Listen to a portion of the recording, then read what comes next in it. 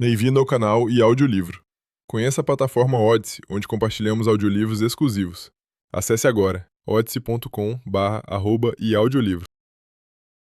Livro A Morte do Universo, Reino Fantasma, Ficção Científica Hard, de Brandon Q. Morris. Ciclo FM 1.3, Gigadison. A unidade autônoma ZT-34 seguia em queda livre pelo espaço, estava sem energia e traçava uma órbita quase circular, movendo-se a 1/100º da velocidade da luz. Seus instrumentos estavam focados na parede externa da Gigadison, a gigantesca esfera de Dyson que englobava o quasar no centro da Via Láctea, disponibilizando sua energia para a humanidade. ZT-34 estava equipada com sensores para todo o espectro de energia. Se algo estivesse errado com a enorme parede acima da qual estava flutuando, certamente ela registraria potencial perturbação nas coordenadas 633455.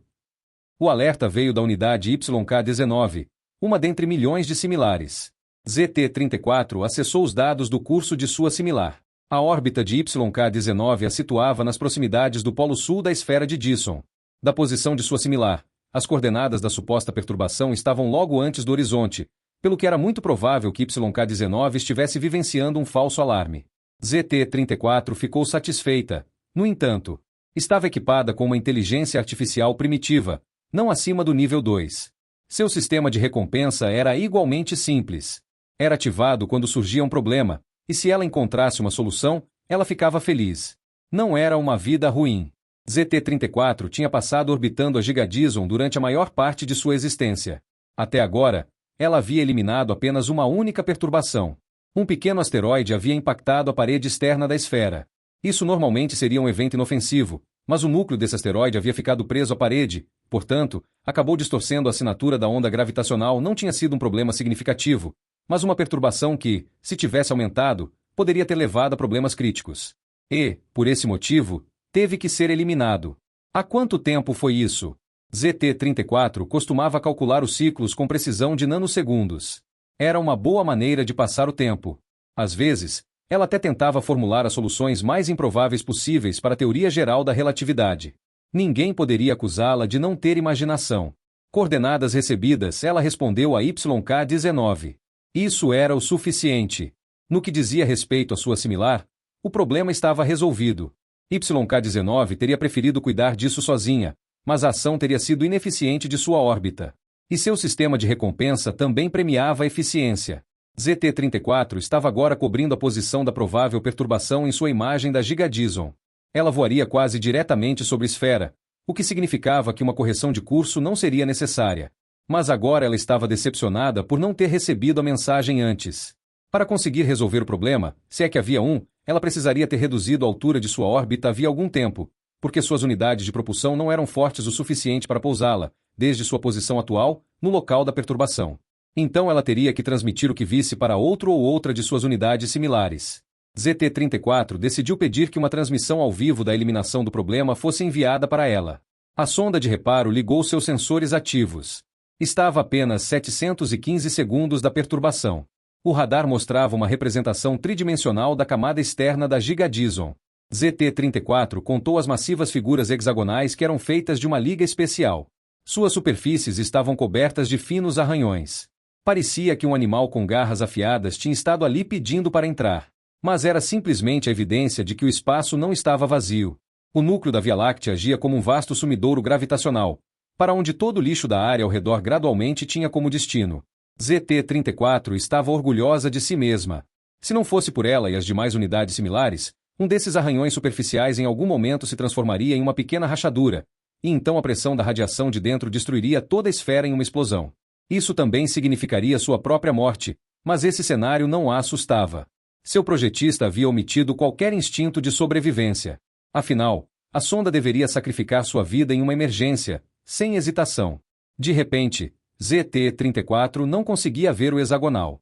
Em vez disso, ela detectou uma massa sólida, cilíndrica e plana, que parecia ter se aderido à carapaça externa da Gigadison. Tinha alguns metros de altura e algumas centenas de metros de largura. YK-19 estava certa. Havia uma anomalia aqui, da mais alta categoria. Não eram apenas os restos de um desafortunado asteroide. ZT-34 observou o objeto em todos os comprimentos de onda simultaneamente. Essa era sua especialidade particular. Ela podia avaliar de uma só vez radiação infravermelha, óptica, ultravioleta, raio-x e radiação gama. Todos os seus talentos eram necessários. ZT-34 sentiu uma onda de felicidade. Seu centro de recompensas estava operando a todo vapor. Havia um sem número de medições para calcular.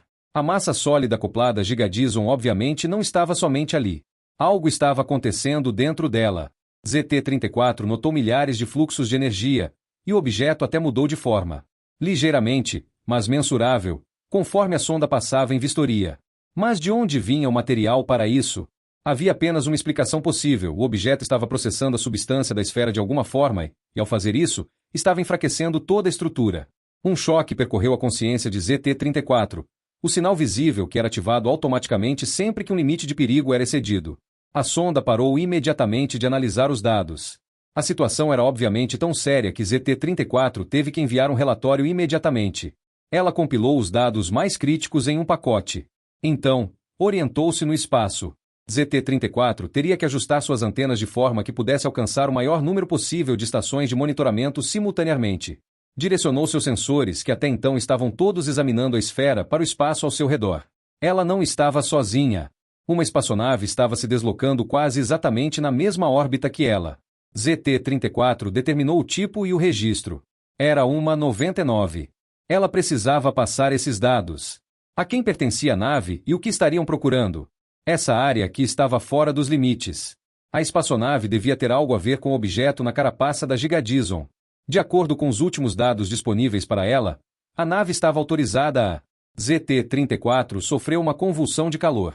A sonda detectou um flash de raio-x de alta energia, mas logo em seguida já não conseguia mais focá-lo.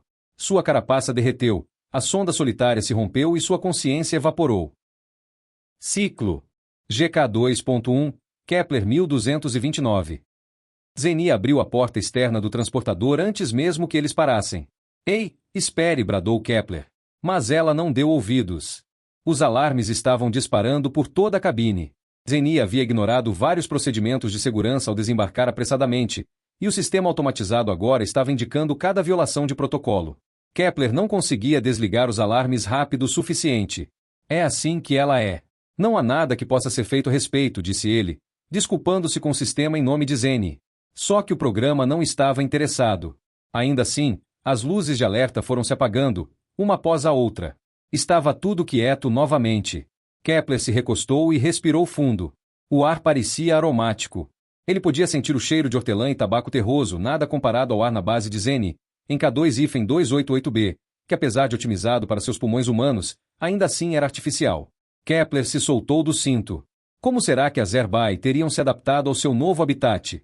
A última visita dos dois tinha sido séculos atrás. Isaac Newton havia prometido ficar de olho no planeta, sua própria criação. Mas ainda havia a flora e a fauna nativas e terrestres originais com as quais Newton o havia povoado. Será que as Airby conseguiram se estabelecer nessas condições? E como será que está o mordomo, que assumiu o trabalho de jardineiro aqui? Kepler se perguntou. Ele verificou os controles mais uma vez. Tudo indicava 0. A linha de combustível estava desligada. Zeni tendia a esquecer as pequenas coisas, e ainda assim eram elas que frequentemente levavam a catástrofes. Mas ela era realmente boa nas coisas do panorama geral, e ele a admirava por isso. Kepler se levantou, soltou um gemido, e foi até a porta. Seu corpo estava exibindo sinais desconhecidos de fraqueza. Ele teria que verificar as nanomáquinas em breve.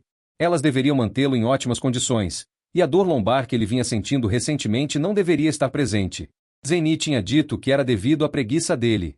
Se não usasse seus músculos, então não havia nada que as pequenas máquinas de reparo em seu corpo pudessem fazer para ajudar. Ele respirou fundo novamente. O cheiro picante era realmente ótimo. Ele sugeriria a Zeni que se estabelecessem aqui. De todas as formas, não teriam nada para fazer no planeta antigo onde estiveram vivendo recentemente. O local estava queimado e sem atmosfera. O único problema com esse planeta sem nome orbitando em torno de Kepler 1229 era o difícil acesso, visto que havia 415 outros planetas de tamanho idêntico orbitando em torno do mesmo Sol.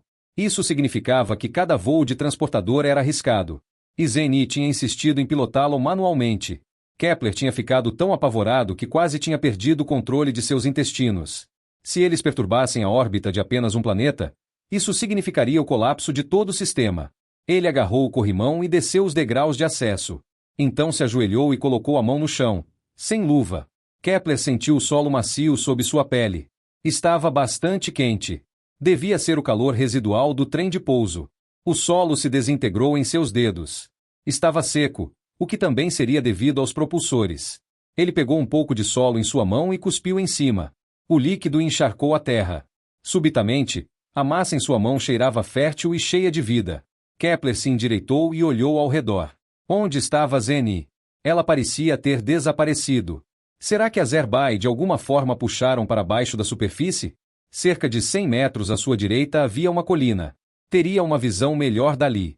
Esse não era o local onde tinham visto a Via Láctea renascer em um quasar? Ele se levantou e sacudiu a poeira dos joelhos e das mãos. Caminhou lentamente até a colina. Kepler estava gostando da caminhada. O ar era fresco, o chão macio e coberto de grama. Não eram as Airby, visto que essa grama não recuava de seus passos. Kepler assobiou uma melodia. Era tudo um completo silêncio. Essa era a única coisa que o incomodava. Porque Newton não havia introduzido nenhum pássaro. E os insetos? Ele teria que perguntar ao gênio quando estivessem de volta à sua estação. Mas talvez fosse mais fácil construir um ecossistema baseado na polinização pelo vento. O solo começou a inclinar para cima. Kepler havia chegado ao sopé da colina. A encosta era mais íngreme do que parecia, vista do transportador, e ele logo ficou sem fôlego. Realmente precisava fazer algo sobre sua forma física. Chegou ao topo, suando. A grama aqui tinha apenas alguns centímetros de altura e parecia bem diferente da grama mais abaixo. Os caules eram mais largos e rígidos. Kepler girou 360 graus no local. Não havia sinal de Zeni. Deveria ter trazido um telescópio. Ele se orientou. Era pouco depois do meio-dia, então o Sol se encontrava mais ou menos no sul. As máquinas que Newton usava para manter a órbita do planeta estável deviam estar localizadas em algum lugar bem distante, além do horizonte. A planície coberta de grama e suavemente montanhosa parecia se estender indefinidamente. Quase parecia o planeta natal das Airby, exceto que o Sol não brilhava aqui de uma posição fixa no céu, e era um pouco mais radiante. O transportador estava ao norte. Kepler ficou surpreso com o quão pequeno parecia, visto daqui. Não podia estar a mais de 100 metros de distância. E a oeste, havia algo ali. Kepler conseguia distinguir uma estrutura estranha. Era íngreme demais para ser uma colina. Erguia-se no ar como se fosse uma agulha saindo de rocha, mas obviamente não era feita de pedra, porque suas cores eram reluzentes. Ele conseguia ver isso mesmo desse ponto de observação em que se estava agora. Devia ser para lá que Zeni tinha ido. Ele desceu a colina. Notou uma dor no joelho direito e tentou ignorá-la. Na parte baixa, a grama estava mais alta novamente. Doía em Kepler ter que andar sobre ela. Ou as Airby não tinham assumido o controle aqui, ou tinham perdido a capacidade de interagir com o ambiente. Quanto mais perto ele chegava da estrutura estranha, mais ela se parecia com um grande arbusto. Ele andou ao redor dela uma vez. Era obviamente algo que havia crescido aqui, em vez de algo construído. Mas ele não conseguia ver nenhum galho ou graveto, apenas lâminas de grama que se dividiam e se espalhavam acima da estrutura. Flores cresciam de suas extremidades. Algumas pareciam tulipas, outras, flores de rosas, e algumas eram inidentificáveis.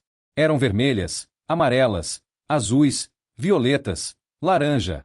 Ele conseguia distinguir todas as cores, exceto o verde, que parecia estar reservado para os caules. O arbusto era uma maravilha, e era lindo.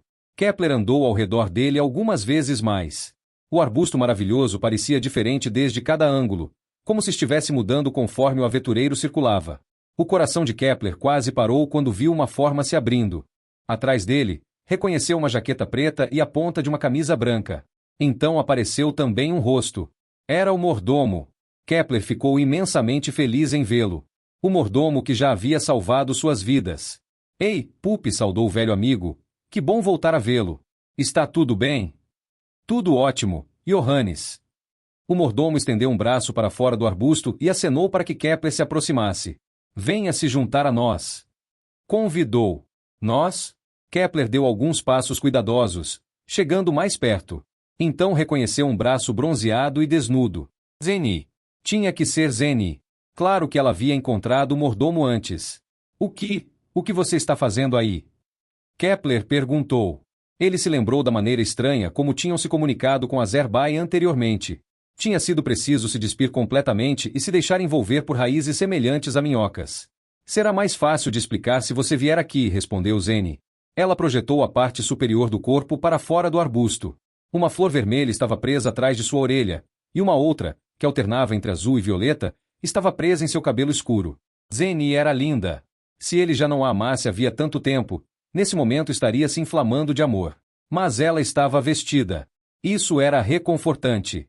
Significava que ele não teria que se despir na frente dos dois. Porque ele tinha certeza de que esse esconderijo no arbusto florido tinha algo a ver com a sigilosa Zerbai. Ok, estou indo, replicou, mas ainda se manteve hesitante. Que surpresa o aguardaria dessa vez? Kepler se lembrou das raízes pálidas e repulsivas que haviam se enrolado em seus membros nus, no planeta desconhecido. Então ele se recompôs. Andou para frente e tocou um dos caules verdes. Era surpreendentemente rígido, como se fosse feito de um metal muito leve. O caule podia ser dobrado sem muito esforço, mas assim que era solto, endireitava-se novamente. Pare de me manter em suspense, declarou Zene. Como se ele fosse o responsável pelo suspense aqui. Por que será que ela simplesmente não contava a ele o que estava acontecendo? Kepler empurrou os caules para o lado com as duas mãos para que uma abertura se formasse no arbusto de flores. Então ele entrou. Só um pouco mais, disse Zene, para que você esteja completamente dentro. Kepler forçou a cabeça para o interior e pressionou gentilmente os caules à sua frente para os lados. Não precisa ser tão tímido, espetou Zene. Você não pode quebrar nada. Bem, se você está dizendo. Kepler deu 2 passos ousados para frente. Seu corpo criou o espaço do qual precisava. De repente, ele se viu cercado por um aroma que não sentia havia muito tempo, mas que reconheceu imediatamente cânfora. O cheiro fez-se lembrar de um remédio pungente também da Zerbai, tais como as havia conhecido previamente. Uma mão tocou seu lado e ele deu um pulo. Sou eu, disse Zene. Sente-se e fique confortável. Sua namorada era engraçada. Ele tinha acabado de entrar em um arbusto gigante e agora deveria ficar confortável? Kepler se abaixou e se sentou. Incline-se para trás, sugeriu Zene. Ele continuou sentado ereto, porque não queria cair para trás no arbusto. De que se tratava toda essa situação? Confie em mim. Zene o repreendeu. Kepler cuidadosamente jogou seu peso para trás. Sentiu algo em suas costas. Seriam os caules o tocando? Inclinou-se mais ainda. O arbusto realmente o recebeu e o manteve em segurança. Kepler esticou as pernas. Realmente era bem confortável. Os caules elásticos pareciam entender o que era bom para ele. Também se projetaram para cima, sob seus braços, os quais agora estavam apoiados como se estivessem em uma aconchegante poltrona. Em seguida, levantaram as pernas de Kepler, e ele perdia o contato com o chão. Estava flutuando sobre os caules como se estivesse em uma cama no céu. Era uma invenção notável. Seria uma das ideias do mordomo? Então algo tocou o topo de sua cabeça. Sentiu cócegas no couro cabeludo e arrepios se formaram em seus braços. Os caules massageavam suavemente sua cabeça, acariciavam suas têmporas, faziam cócegas em suas orelhas e desfilavam sobre sua testa. Você demorou a se render, hein? Disse Zene. Mas ele não estava realmente ouvindo a voz dela. O som era recebido diretamente dentro de sua cabeça. Ela estava usando um vestido de mangas compridas, bordado com flores. Uma fogueira tremeluzia na frente dela. Zene se virou e o convidou para se juntar a eles. Pupi, o mordomo, já estava sentado ali. Estava escuro. Tudo que Kepler conseguia ver era a cara de Pupi iluminada pelo fogo, como se fosse um abajur. A camisa com sua gola dura e branca parecia a base da lâmpada com soquete. Zene também estava sentada perto da fogueira, 120 graus à esquerda do mordomo. Kepler não teve escolha a não ser completar a simetria, sentando-se no chão à direita de Pupi. Agora, formavam um triângulo equilátero, com fogo crepitante no meio deles. O fogo estava quente. Kepler teve que levantar a mão para proteger o rosto, ou não teria conseguido suportar o calor. Ele olhou para o céu. Em um teto preto, semelhante a uma tenda, pendiam pequenas flores em vez de estrelas. De quem seria a imaginação magnífica na qual estavam sentados no momento? Será que Zene havia concebido tudo isso? O mordomo? Ou teriam sido as Zerbai? Kepler se concentrou no fogo novamente, e este se transformou diante de seus olhos. Ele viu um arbusto de flores se queimando. As chamas não estavam enraizadas em galhos de madeira, mas em incontáveis minhocas pequenas e pálidas, as quais não pareciam se incomodar com o calor. Agora Kepler sabia de quem era a fantasia em que se encontravam. As Zerbai o haviam atraído. Elas pareciam estar satisfeitas, talvez até felizes. E ele sentia gratidão inundando todo o ambiente. Era um sentimento caloroso no qual ele podia se banhar, visto que era todo dedicado a ele mesmo. Mas também havia uma diferença significativa dessa vez. Kepler não estava recebendo nenhum pensamento articulado das Zerbai. Elas pareciam ter ficado mudas. Algo esbarrou em seu braço. Kepler olhou para cima. Zeni sorriu. Uma pequena pedra rolou pelo chão. Ela própria devia tê-la arremessado. Você estava tão perdido em seus pensamentos, ela disse. É tudo muito lindo aqui, ele declarou. Sim. Por que elas não conseguem falar? Ele perguntou. Não sei. Não estou aqui há muito mais tempo do que você. Pupi, você sabe de algo? A reação do mordomo teve um retardo. Ele abriu os olhos bem devagar, como se estivesse acordando de um transe. Será que uma inteligência artificial pode entrar em transe? Kepler se perguntou. Pelo jeito. Perdoem-me, desculpou-se o mordomo. Eu estava perdido em meus pensamentos. Qual foi a pergunta? Por que não podemos falar com a Zerbai? Perguntou Kepler. Vocês pensam rápido demais. Ainda não há o suficiente delas para que possam manter uma conversa com vocês. As Zerbai estão desenvolvendo sua consciência coletiva, mas para isso precisam de mais indivíduos do que há atualmente. Individualmente, só tem a inteligência instintiva. E talvez nem sequer isso, sugeriu Kepler. Por não estarem mais recuando. Essa foi uma decisão consciente. E foi uma boa decisão. Isso só ficará claro em retrospectiva, afirmou o mordomo. Este planeta, com sua flora existente, acabou sendo um choque para elas. Tinham sido a única espécie em seu antigo planeta por bilhões de ciclos, e agora encontraram milhares de espécies de plantas. Elas poderiam ter dominado as demais, como deviam ter feito em seu planeta natal. Mas elas não queriam isso. A diversidade as fascinava. Decidiram absorver as características mais interessantes das outras espécies em seu pool genético. E isso atrasou sua expansão. Então é por isso que a grama parece tão diferente, comentou Kepler. Sim, abriram mão de algumas habilidades que não pareciam mais importantes para elas. E o que ganharam em troca? Você já deve ter se dado conta, Johannes, respondeu o mordomo. As flores. Sim. Não são lindas? Zeni interveio. Não tão lindas quanto você, pensou Kepler. Realmente são, ele replicou. Começaram 1500 ciclos atrás com uma flor branca e comum, explicou o mordomo. Eu acompanhei cada estágio. No início, mal conseguíamos nos comunicar, mas elas já estavam experimentando cores e formas. Agora, podem florescer em qualquer matiz ou forma que escolherem. Para Zerbai, isso é inimaginavelmente valioso. Eu só as entendo porque as ouço continuamente há muitos anos. E o que aconteceu com as habilidades dela como computador quântico? Indagou Kepler. O mordomo sorriu. Do ponto de vista delas, essa capacidade só lhes trouxe infortúnio. Então não podemos fazer uso disso quando a próxima catástrofe se aproximar? Oh, Kepler, disse Zeni. Nós acabamos de resgatar o universo. A próxima catástrofe será o fim inevitável do universo, e ninguém poderá nos proteger disso. Mas até lá teremos alguns gigaciclos felizes pela frente. Ao menos, assim espero. Kepler moveu a cabeça lentamente de um lado para o outro. Ele admirava o otimismo de Zeni, mas se sentiria melhor se soubesse que contavam com o incrível poder de computação da Zerbai. Agora, ele só esperava que ninguém nesse universo tivesse ideias estúpidas. Seria um desperdício das flores maravilhosas que havia aqui, incluindo Zeni. Ciclo. GN 4.1, Gigadison. E? Fica bem em mim? Valentina segurou o vestido à altura dos ombros com as duas mãos. O tecido fluía por seu corpo. Então ela se virou algumas vezes na frente do espelho. Ada assentiu. Sua namorada não era magra, mas o vestido ficava bem nela. O tecido com seu padrão de linhas verticais escuras acentuava suas curvas femininas. Valentina tinha feito o vestido sozinha. Ada não conseguia entender porque ela simplesmente não tinha pedido aos fabricadores para fazê-lo, mas ela ainda admirava a maneira como Valentina havia trabalhado tão pacientemente na peça de roupa, inclusive ela mesma tinha produzido o tecido. A única coisa que havia conseguido com as nanomáquinas tinha sido a linha de costura.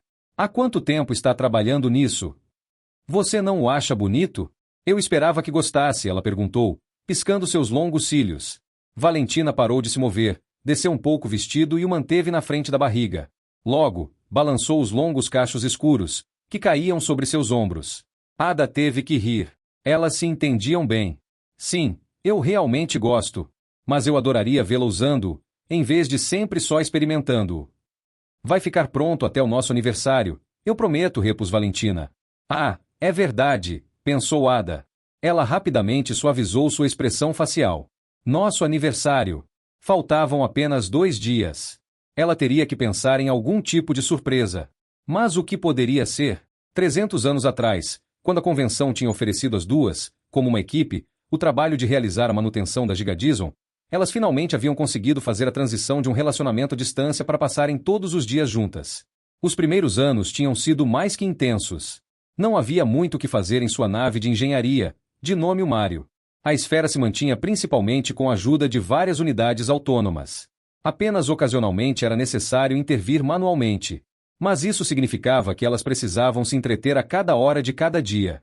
No começo, tinham aproveitado ao máximo a situação distinta, passando boa parte do tempo no quarto. Mas então perceberam que Ada Lovelace e Valentina Tereshkova também precisavam de espaço para suas próprias vidas. Nessa altura, Valentina havia começado a costurar. Caso encontrassem outras pessoas, o que raramente acontecia, ela ofereceria suas criações como presentes, abrindo caminho para novas peças que ela mesma desenhava. Ada havia começado a escrever obituários não para pessoas, mas para estrelas. O quasar confinado na Gigadison havia concedido à humanidade algum descanso, mas a hora das despedidas já havia chegado. Pelo menos na Via Láctea, quase não havia estrelas novas. Ada procurava exemplares muito especiais, aquelas estrelas que pulsavam, que eram particularmente grandes ou pequenas, ou estrelas que teriam reunido famílias de planetas incomuns ao seu redor e assim escrevia suas biografias. Ela gostava de pesquisar as informações necessárias. Até mesmo tinha conseguido obter acesso aos estoques de memórias da Terra. A nova secretária da convenção, Maria Sibille Merian, tinha gostado tanto de seus obituários que havia autorizado ao novo guardião da Terra a responder a quaisquer perguntas de Ada. Se ao menos a Terra não estivesse tão longe. Não fosse isso, ela poderia pedir ajuda ao guardião com seu problema atual, que era que tipo de surpresa preparar para Valentina. Infelizmente, ela não tinha tempo para esperar 20.000 ciclos pela resposta. Aproximando-se da área-alvo, anunciou o sistema automatizado. Também já era hora. Ada se alegrou por não ter que pensar mais no aniversário. Ela se levantou. Com os 2 braços esquerdos, retirou tudo que havia sobre a mesa em que estava sentada, limpou então o móvel com a manga inferior direita e fechou o zíper do traje de pressão leve com a mão superior direita. Se realmente estivessem prestes a encontrar algo, o que Ada não acreditava que fosse ocorrer, então elas teriam que estar preparadas para a gravidade zero. Seria impraticável ter xícaras de café e migalhas de bolo flutuando pela cabine. Não se esqueça do seu traje, Valja. O quê? Valentina levantou a cabeça, como se estivesse saindo de um transe. Seu traje. Repetiu. Ah, sim, obrigada. A namorada de Ada se virou e saiu da sala. Ela provavelmente havia deixado seu traje de pressão no quarto. Ada se sentou em sua espreguiçadeira e afivelou o cinto de segurança. A parede posterior da cabine, a qual Valentina havia usado como espelho, transformou-se em uma grande janela ao seu comando. Ada teve a impressão momentânea de estar sentada em uma varanda. À sua frente não havia nada além da escuridão do espaço. Ela programou o sensor, usando as 2 mãos esquerdas, e deu zoom na esfera de Dyson com a direita. A imagem ficou muito mais brilhante. Ali estavam as figuras hexagonais de sempre. Uma análise estrutural com o espectrômetro gama mostrou que a carapaça estava totalmente estável aqui. O que quer que tivesse acontecido, não estava tendo nenhum efeito na Gigadison. E teria sido surpreendente se estivesse. Le Corbusier, seu designer-chefe, estava convencido de que a poderosa esfera era indestrutível. Ada considerava isso arrogante, mas ela também não conseguia imaginar o mero desaparecimento de uma unidade autônoma levando a uma catástrofe. Ainda assim, elas haviam concordado em cumprir a tarefa de investigar o incidente. Unidades autônomas sempre desapareciam, mas a ZT-34, a qual estavam agora rastreando, havia recebido recentemente uma mensagem sobre um incidente particular e devia ter estado ali no momento para investigá-lo. Pelo menos, foi isso que YK-19 tinha testemunhado. Qual é a boa? Perguntou Valentina, chegando para ficar ao lado dela. Ada olhou para sua namorada. Estava usando um traje de pressão leve e segurando uma caixa de ferramentas na mão. Ada sorriu. Talvez fosse um pouco cedo para isso. Valentina era de fato uma engenheira. E teria que consertar os danos se elas encontrassem algum. Mas elas não tinham chegado tão longe ainda. Ada tirou a caixa da mão da parceira com o braço esquerdo inferior e estendeu a mão para Valentina com o esquerdo superior. Era bom sentir sua pele quente. Era tão macia, de uma forma que Ada nunca teria pensado ser possível para um corpo biológico, com todos seus sintomas inerentes de declínio. Valentina nunca usava creme, enquanto Ada tinha que tratar regularmente seu corpo artificial com fluido tecnológico para que suas superfícies permanecessem flexíveis. Sempre que Ada reclamava com Valentina sobre isso, sua namorada sugeria mudar de volta para um corpo biológico. Só que Ada já havia sentido disso, desde o momento em que um alarme soou, um tom estridente. Os 10 dedos esquerdos de Ada desativaram o sinal de alerta. Suas mãos direitas procuraram a fonte. O que estaria excitando o sistema automatizado para fazê-lo reagir com esse som feio? É melhor você se sentar, Valja. Ela soltou a mão de Valentina. Rápida como um raio, passou pelos vários sensores. Mas não havia nada. A estrutura hexagonal não estava danificada. Mas ali, os detectores gravitacionais estavam exibindo valores incomuns. Ada deixou Mário se aproximar um pouco mais. Então combinou sua velocidade com a rotação da esfera. Você consegue ver alguma coisa? Perguntou. Tudo parece completamente normal, respondeu Valentina. Mas os dados gravitacionais? Sim, estou vendo. Só há uma possibilidade. Deve ter algo ali embaixo que não podemos ver. Não, Valja, você está interpretando a escala de forma errada. Não há algo ali embaixo que não podemos ver, há algo ali que não podemos acreditar que estamos vendo. O meu QI é 135. Por favor, explique. A força gravitacional da esfera diretamente abaixo de nós é um pouco menor do que deveria ser. Alguém deve ter removido parte da carapaça externa. Para quê? Valentina ficou curiosa. Eu não sei. Talvez quem fez isso precisasse do material para seus próprios propósitos. De jeito nenhum. Eles poderiam ter produzido alguns com nanofabricadores a qualquer momento. Mas olhe para a estrutura hexagonal, parece completamente intacta. O que você está tentando dizer? Talvez tenha sido deliberado. Ninguém deveria notar a manipulação. Só viemos aqui porque a unidade autônoma desapareceu de repente. Qual poderia ser o motivo? Leve até lá, Ada, e eu vou dar uma olhada de perto. Ciclo GN 4.2 Gigadison. A espaçonave parecia estar suspensa logo abaixo de uma esfera completamente estacionária. Valentina enganchou seu cabo de segurança na ancoragem perto da câmara de descompressão. O instrumento multiuso em seu pulso denunciava o fato de que a tranquilidade era enganosa. A carapaça da Gigadison estava girando a uma velocidade inacreditável, e a nave da engenheira, o Mário, estava precisamente acompanhando o ritmo. Se houvesse ar no espaço, haveria um furacão furioso ao redor delas. Mas para Valentina, tudo parecia calmo e pacífico. Ela soltou o cabo, empurrando-se e flutuando para cima. Era mágico. Os propulsores em sua mochila a aceleravam. Quanto mais esticava os braços para cima, mais rápido se movia. Deveria ter parecido como se ela estivesse cumprimentando um deus no céu e, em seguida, subindo por ele tê-la invocado. Mas já fazia bastante tempo que a humanidade vinha explorando cada canto e fenda onde um deus poderia ter residido. Ada ainda acreditava em um poder superior. Isso não era um problema para Valentina, embora ela mesma não fosse uma crente. Mas era estranho. Ada, dentre todas as pessoas, quem por tanto tempo havia renunciado ao corpo natural em favor de uma construção especial feita por bioengenheiros, era atraída pela ideia de um ser que estivesse fora do alcance da investigação científica humana. Valentina olhou para cima. A distância era maior do que parecia a princípio. A mente humana não conseguia compreender as enormes dimensões da Gigadison. Era um elipsoide, mas da perspectiva dela, a carapaça parecia uma parede plana alcançando o infinito.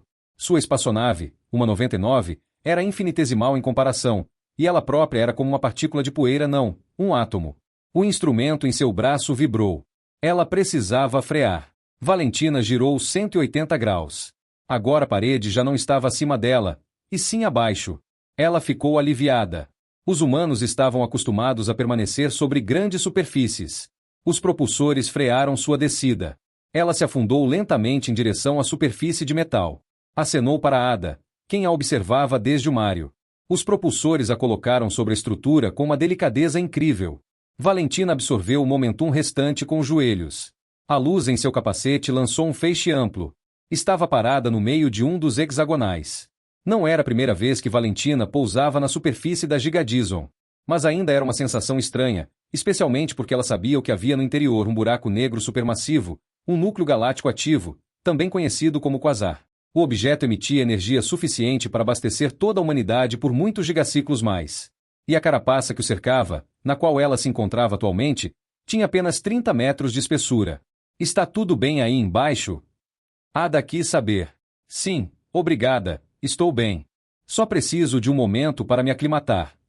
Entendo. Você já consegue ver alguma coisa? Ada estava sempre com pressa. Valentina sorriu. Ela teria vontade de beijar a namorada até mesmo em uma época na qual ainda se perguntava se sentia atração por mulheres. Mas agora algo chamou sua atenção. Sim, havia algo ali.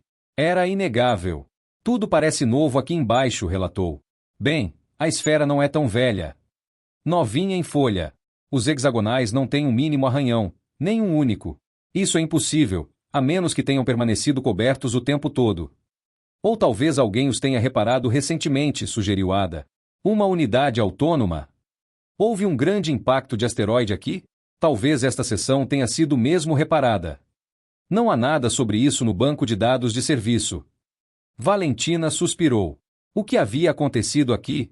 A esfera obviamente não estava danificada, então nada tão ruim poderia ter ocorrido. Mas ela provavelmente ainda teria que procurar na superfície por dias a fio, só para encontrar algum vestígio que não a levaria a lugar nenhum. Não podemos simplesmente marcar um X na lista? Perguntou. Está tudo bem por aqui. Mas mesmo enquanto falava, ela sabia que isso não era verdade. Alguém devia ter consertado o hexagonal aqui. Não havia outra explicação para essa superfície virgem. E ela queria saber como isso tinha acontecido. E a unidade autônoma desaparecida? Indagou Ada. Sim, ela também teria que investigar o desaparecimento. Você está certa. Vou fazer uma vistoria completa, Valentina concordou.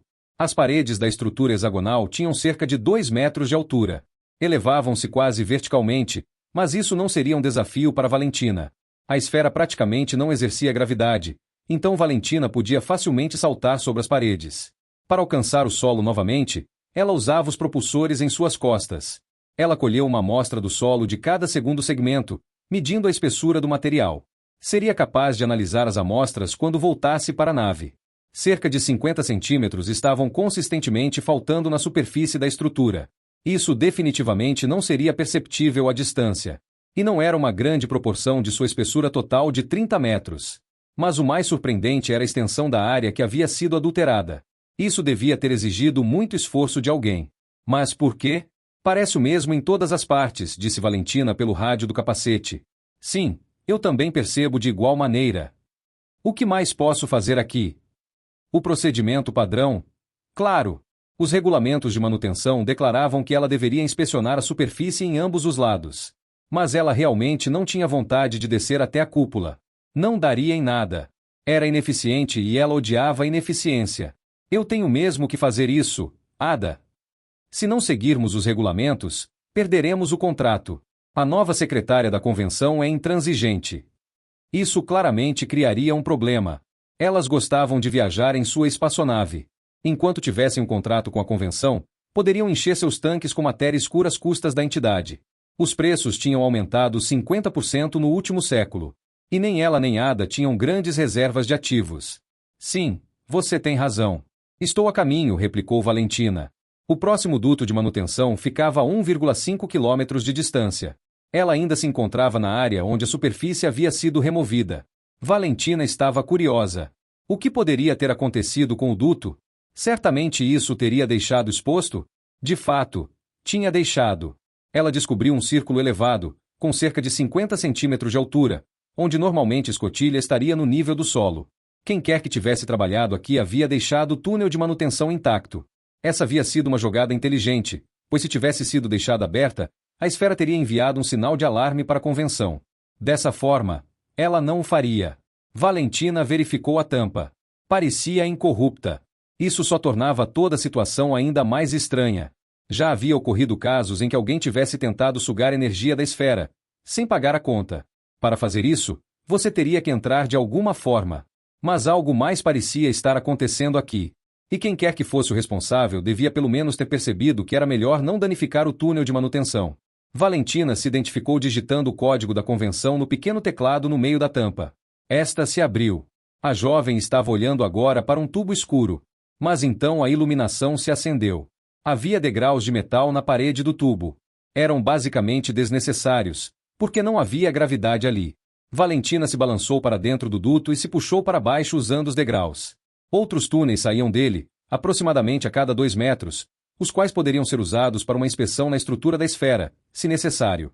O interior da carapaça continha elementos elásticos que regulavam o formato do elipsoide. Eram necessários porque sempre havia várias forças, tanto de dentro quanto de fora, que afetavam a esfera, estrelas passando por perto, o buraco negro mudando sua massa, etc. A Gigadison parecia enorme de fora, mas em relação ao seu tamanho, a carapaça de 30 metros de espessura era muito mais fina que uma casca de ovo. Uma carapaça estável não poderia ter sido alcançada com uma construção puramente passiva.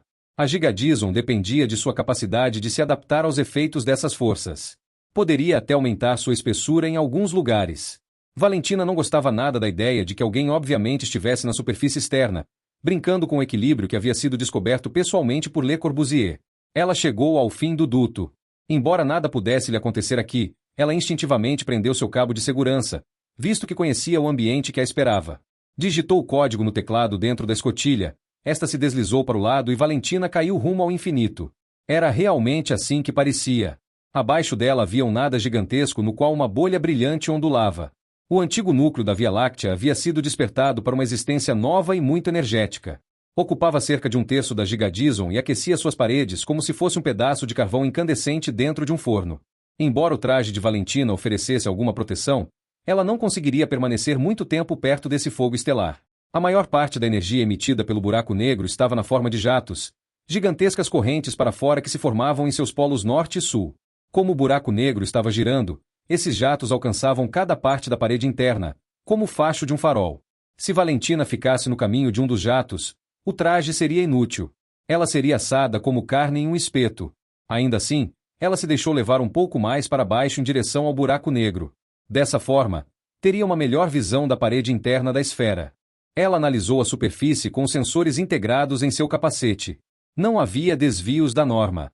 O que quer que tivesse acontecido ali em cima, não tinha afetado o interior. Valentina se puxou lentamente de volta para o duto, fazendo uso do cabo de segurança. Ciclo GN 4.3, Gigadison. Ferro, magnésio, titânio, chumbo e uma carga de elementos mais leves depositados pelo meio interestelar. As amostras parecem limpas, declarou Valentina. Ada rolou para baixo a representação na parede com uma das mãos direitas. O analisador havia preparado uma lista dos materiais componentes e os havia classificado de acordo com a frequência. Ada hesitou. Mas, veja só, há uma quantidade anormalmente alta de silício, disse. Poderia ser do meio interestelar. O silício existe em estrelas no fim do ciclo de vida. Eu sei, repusada. Embora eu seja principalmente piloto e programadora, eu sei um pouco sobre cosmologia. Mas, insisto, dê uma olhada na proporção de isótopos. Isso não corresponde ao silício que está sendo lançado no espaço por uma supernova. E você está se esquecendo de que a camada superior, que conteria os depósitos do espaço sideral, é o que está faltando. Isso é verdade, admitiu Valentina. Ela parou por um momento e massageou o queixo. Ada adorava essa parte do rosto de Valentina, ousadamente projetada para frente. Ah, você está pensando na unidade autônoma, disse sua namorada. Sim. A sonda contém silício em suas células solares, nos eletrônicos e em várias superfícies de vidro, respondeu Ada. Valentina ampliou a imagem. Olhe para esses valores baixos. Se a unidade autônoma tivesse colidido com a esfera, eles deveriam ser muito maiores. Correto, concordou Ada. Algo deve ter pulverizado a sonda. Isso teria feito o silício se dispersar por toda a área. Valentina moveu as mãos e houve uma mudança na mesa na parede. Ah, ela está analisando a distribuição de área, pensou Ada. Uma medida inteligente. Se a sonda estivesse em uma posição específica acima da esfera ao ser destruída, mais silício deveria estar evidente ali. Está vendo? Perguntou Valentina. Sim, Ada estava vendo. A sonda se mostrava posicionada quase exatamente onde o Mário se achava suspenso agora. Ada lançou um rápido olhar de soslaio. O espaço nas proximidades imediatas estava completamente vazio. Elas não corriam perigo algum. E olhe para isso. Valentina estava apontando para uma área na direção da rotação da esfera. O gráfico mostrava menos pontos ali, o que significava que menos silício havia chegado à superfície. Algo deve ter protegido essa área do silício pulverizado, relatou. Podemos estimar o tamanho do objeto com base na sombra? Teorema de interceptação, Ada. Teríamos que saber a distância do objeto da unidade autônoma. Uma estimativa deve ser suficiente. Espere um momento, Valentina ficou diretamente na frente do visor e digitou algo. Então deu um passo para trás. Parecia estar satisfeita. De 500 a 2.000 metros, disse. Uma espaçonave? Muito provável. O que a faz pensar assim? É simples, Ada. Valentina deslizou o visor para abrir uma representação gráfica. Ela apontou para uma área elíptica sombreada em vermelho. A sombra projetada pelo objeto é elíptica no final. Se você levar em conta a perspectiva oblíqua, Valentina abriu outra imagem, você pode ver que o objeto deve ter sido esférico na extremidade. Valentina era esperta. Ada estava orgulhosa da namorada e levou a mão esquerda inferior ao seu ombro. Um propulsor de matéria escura, sugeriu. Sim. Parece que a sonda foi destruída por humanos, confirmou Valentina. E eles devem ter tido um motivo para isso. A unidade autônoma deve tê-los pego fazendo algo que eles não queriam que ninguém soubesse.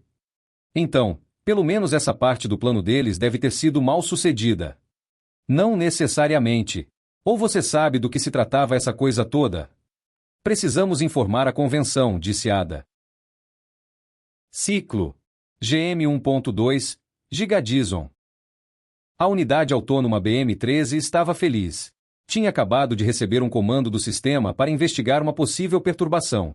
Quando as atribuições vinham diretamente do sistema, a chance de não ser um alarme falso era muito maior do que se tivesse recebido uma dica de uma sonda vizinha.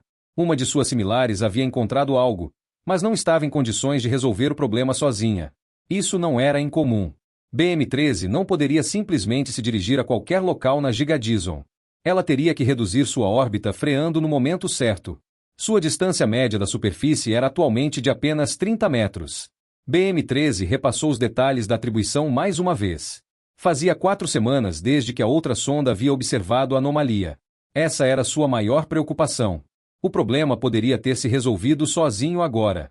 Muitas vezes acontecia que, quando ela finalmente alcançava as coordenadas, não havia mais nada a ser feito. Uma perda de energia havia sido registrada. Isso poderia ter várias causas inofensivas e uma perigosa, uma perturbação no escudo. Mas se a carapaça da esfera tivesse sido realmente danificada, o sistema teria convocado mais de uma unidade autônoma. Nesse caso, várias sondas de engenharia estariam a caminho, visto que qualquer instabilidade na carapaça poderia se espalhar.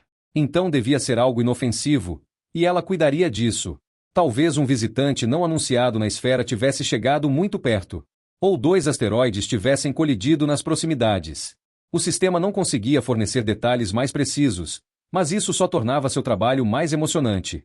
Seus sensores estavam funcionando em resolução máxima havia dias. Agora era evidente que a área estava limpa acima das coordenadas que o sistema havia enviado. Desde o desaparecimento de ZT-34, todos os tipos de rumores circulavam entre as unidades autônomas. Sempre que 2 sondas se aproximavam em órbita, elas trocavam dados. E o que parecia emergir dessa coleta de dados era que ZT-34 havia encontrado uma espaçonave antes de ser destruída. Mas outros rumores contradiziam isso. Supostamente havia um pequeno buraco de minhoca, ou wormhole, ao longo da órbita de ZT-34 que era responsável por seu desaparecimento. Era supostamente a terceira unidade autônoma a ser destruída dessa forma, mas o sistema mantinha em segredo todas as informações a respeito. BM-13 não acreditava em tais teorias. Até mesmo a ideia de que uma nave estivesse envolvida parecia muito improvável para ela, pois nesse caso o sistema teria aumentado drasticamente todas as medidas de precaução. A esfera era sacrossanta, visto que assegurava a existência da humanidade. Isso era de suma importância para a BM-13. Ela até daria sua vida pela esfera, embora não soubesse ou sequer ponderasse o porquê. Começou sua descida. BM-13 ligou seu propulsor corretivo e se afundou metro por metro até a esfera. As coordenadas da perturbação estavam à vista. Ela só precisava passar por mais uma seção hexagonal, então poderia pousar. Apontou o propulsor para cima e disparou. Suas 6 pernas tocaram a dura superfície. O impacto foi amortecido pelas articulações no meio de seus membros. BM-13 desligou o propulsor. Havia chegado ao destino. Agora ela teria cerca de meia hora. Era quanto suas baterias durariam. Depois disso, teria que ligar seu propulsor para recarregá-las. BM-13 caminhou determinadamente em direção ao ponto especificado pelo sistema. Era o fim de um túnel de manutenção. Quando estava a 10 metros de distância, BM-13 reconheceu que algo estava errado, pois a escotilha estava aberta. Por que o sistema de segurança não estava soando o alarme? BM-13 estava simultaneamente ansiosa e satisfeita. Isso já não parecia um problema inócuo. Ela reduziu a velocidade. Andou lentamente ao redor da escotilha em suas 6 pernas. O material estava frio. Se alguém tinha estado aqui, devia ter sido muito tempo antes. BM-13 estendeu uma cabeça sensora desde sua barriga. Na ponta de uma haste flexível, a cabeça do tamanho de uma bola de futebol circulou ao redor da entrada do duto. Havia um buraco do lado de fora à direita. BM-13 acessou em sua mente os planos para a eletrônica interna. O buraco estava localizado precisamente no lugar certo para desativar o sistema de alarme. O circuito tinha sido simplesmente aterrado quando o buraco havia sido perfurado. O intruso certamente sabia muito precisamente onde fazê-lo e, para isso, teria que possuir conhecimento que não estava disponível ostensivamente.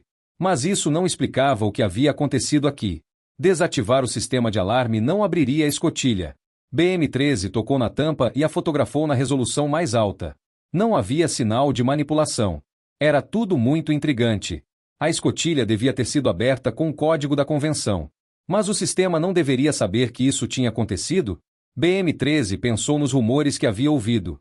Será que ela se encontrava em meio a uma conspiração? Não, isso era um absurdo.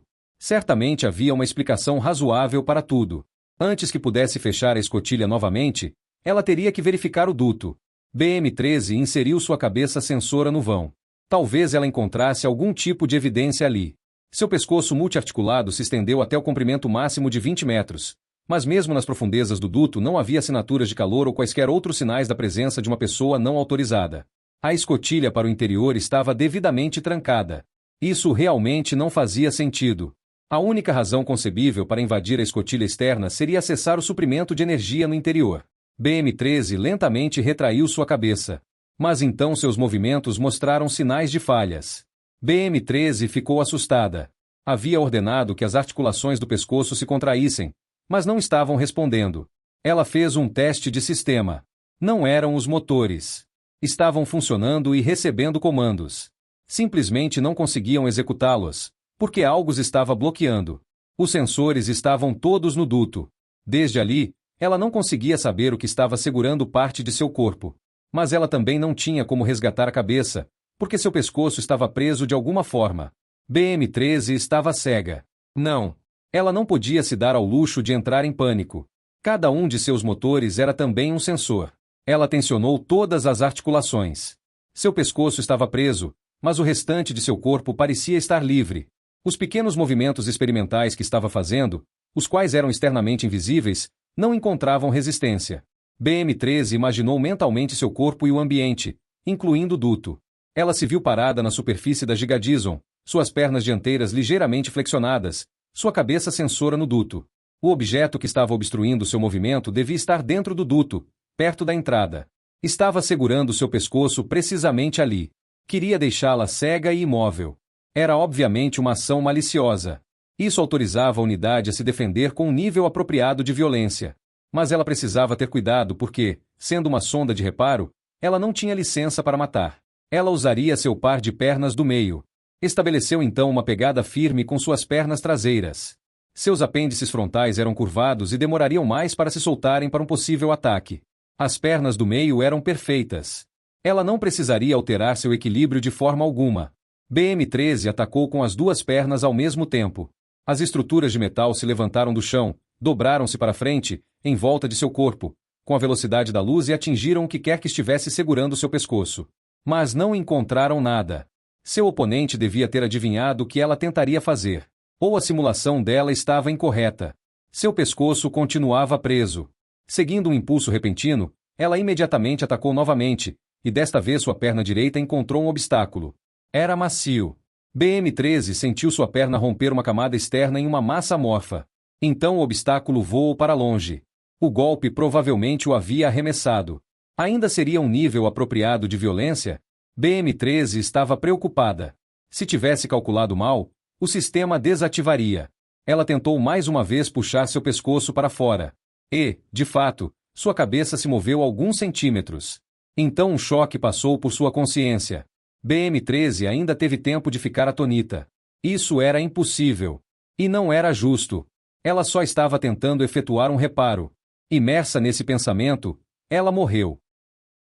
Ciclo. Gol 6.1, Kepler 1229. Então, realmente temos que voltar para K2-288b? Sim, Johannes, eu já disse, tenho algo para esclarecer lá. Mas você é bem-vindo para ficar aqui. Kepler negou com a cabeça. Ele não estava entusiasmado com a ideia de passar alguns milhares de anos sem Zene. Bem, ele poderia colocar seu corpo em um depósito e reduzir a velocidade do relógio de sua consciência quase a zero, mas seria uma vergonhosa perda de tempo. Ele às vezes sentia falta da atitude ingênua que a humanidade ainda se permitia em relação à passagem dos anos, antes de ter ficado claro que o fim estava próximo. Hoje, você teria que realmente considerar se faria uma longa viagem pela Via Láctea, e não se tratava de economizar energia. Vocês são todos bem-vindos para ficarem comigo, interveio Newton. Quero dizer, em um dos meus planetas. Esse tinha sido realmente o plano de Kepler, mas sua namorada insistia em visitar sua base em K2-288b. Ele pensou com pesar sobre a superfície gelada do planeta. E ainda assim era ali onde tudo tinha começado. A visita dos Curies naquela época acabou sendo que o havia levado em sua própria busca por Zeni. Talvez fosse legal acender a lareira mais uma vez? Será que a madeira genuína que o mordomo tinha queimado para ele naqueles dias ainda existia? Com sorte, o material tinha sido armazenado de tal forma que não tivesse sido afetado pela passagem dos milênios desde a última vez que estiveram ali. Ele virou de lado a cadeira que estava à sua frente e apoiou os pés sobre ela. Já sentia a falta do verão perpétuo no novo planeta da Zerbai. Estavam agora na base de Newton, no asteroide, sob a cúpula que fornecia uma visão clara do Sol local e do universo. Newton, você pode nos mostrar a Giga-Dison? Ele perguntou. Kepler observou Newton gesticular freneticamente. Os controles não reagiram imediatamente. Então a imagem acima dele se transformou. O teto de vidro funcionava como um telescópio. O Sol cresceu e então saiu do campo de visão deles. Quanto mais o telescópio aumentava, mais escuro ficava. Ainda não havia nada para ser visto da esfera. Vou mudar para infravermelho, relatou Newton. Valeu! Agora finalmente havia algo para ser visto. Todo o fundo brilhava em um vermelho escuro. Provavelmente estava muito perto, disse Newton. O teto telescópico parecia diminuir o zoom. Kepler percebeu isso porque bordas pretas como breu apareceram à esquerda e à direita. O objeto vermelho escuro assumiu a forma de um enorme elipsoide. A humanidade havia posto um ovo no centro de sua própria galáxia. O que poderia eclodir dele? Com esperança? Nada. O ovo continuaria a fornecer energia até que o universo tivesse uma morte natural em algum momento. Ele sentiu uma corrente de ar e algo rangeu. Alguém provavelmente estava entrando na base. Devia ser o mordomo, quem estava com a tarefa de preparar a nave de Zeni para a longa jornada de volta para casa. Está tudo pronto para a partida, informou o mordomo. Mas teremos que reabastecer na metade do caminho. Sendo assim, temos que embarcar o mais rápido possível, replicou Zeni. Isso era típico dela. Depois que tomava uma decisão, as coisas não podiam acontecer rápido o suficiente. Kepler respirou fundo e expirou. Seria uma longa viagem. Mas vocês precisam comer comigo primeiro, disse Newton. Eu cozinhei para 3. Você poderia embalar para levarmos, repôs Zeni. Não, por favor. Claro que comeremos com você, disse Kepler. Alguns minutos realmente não farão diferença. Zeni franziu a testa, mas não disse nada. A lasanha de Newton estava excelente. Dava para perceber que era feita quase inteiramente com ingredientes frescos. O mordomo havia carregado 2/3 dos suprimentos de Newton na nave. Newton havia dito a eles que, sozinho, ele não precisaria nem de longe da quantidade que seus planetas forneciam. Um copo de grappa antes de sua partida? Perguntou Newton. Nada de álcool no leme, respondeu Zeni, recusando a oferta. Gostaria de experimentar um copo, disse Kepler. Isso também é cultivado naturalmente? Newton deu uma risada. Não, o álcool é produzido quimicamente. Vinicultura está além das minhas habilidades. Mas se deixarem o mordomo comigo, eu poderia tentar. Sinto muito, disse Zeni. Não quero me separar dele novamente tão cedo. Mas se você se sentir solitário, fique à vontade para nos acompanhar. Não, tenho que regular a mecânica orbital dos planetas. Um alarme estridente perfurou o ar. O que teria sido? Uma colisão era iminente? Newton se levantou com um pulo. O tom de alarme desapareceu. Esses esquisitos da convenção, ele disse. Acabaram de enviar uma mensagem de alta prioridade. O alarme foi por isso. E? O mundo está acabando de novo? Quis saber Zeni. A cabeça de Newton se moveu para frente e para trás sobre uma tela. Eu não sei, disse, por fim. Eles estão solicitando que vocês aceitem uma tarefa. Nós? Perguntou Kepler. Sim, você e Zeni. Quero dizer, Zeni e você, diz na mensagem. O que eles querem? Zeni insistiu. Vocês deverão descobrir isso quando visitarem a convenção. Oh, fantástico! E eles esperam que mudemos os nossos planos de viagem por um pedido tão vago? A queda do universo está em jogo, diz aqui, E eles acham que aqueles que o resgataram da última vez são os candidatos mais adequados para serem seus salvadores uma segunda vez. Ciclo. Gol 7.6, Gigadison. FF01 estava com medo. Sempre tinha sido muito tímida. Talvez tivesse havido um problema quando da clonagem de sua consciência. Ela havia alimentado essa suspeita desde que havia tomado consciência de sua própria existência. A unidade autônoma tinha sido comissionada depois de suas 10 primeiras unidades similares terem sido destruídas de uma forma ou de outra. Ela teria que agradecer as mortes de outras sondas por sua existência. Então estava claro para ela que a vida não era eterna. Mas ela ainda estava com medo. O sentimento espreitava no fundo a cada ânulus que ela viajava. E ela não conseguia se livrar do martírio. Especialmente agora, com todos os rumores que as unidades estavam espalhando entre si. Havia um perigo desconhecido em jogo e isso era óbvio. Por que será que os rumores eram tão assustadores para ela? Seria por conta de sua própria natureza? Sua psique seria culpada? FF01 não acreditava nisso. Ela achava que era porque não havia semelhanças entre os vários eventos. Então seu módulo científico interveio. Haviam ocorrido apenas 2 incidentes, então era muito cedo para tirar conclusões estatísticas. Se, em algum momento, houvesse 20 incidentes desse tipo, então seria possível tirar conclusões sobre uma causa. FF01 deu mais impulso.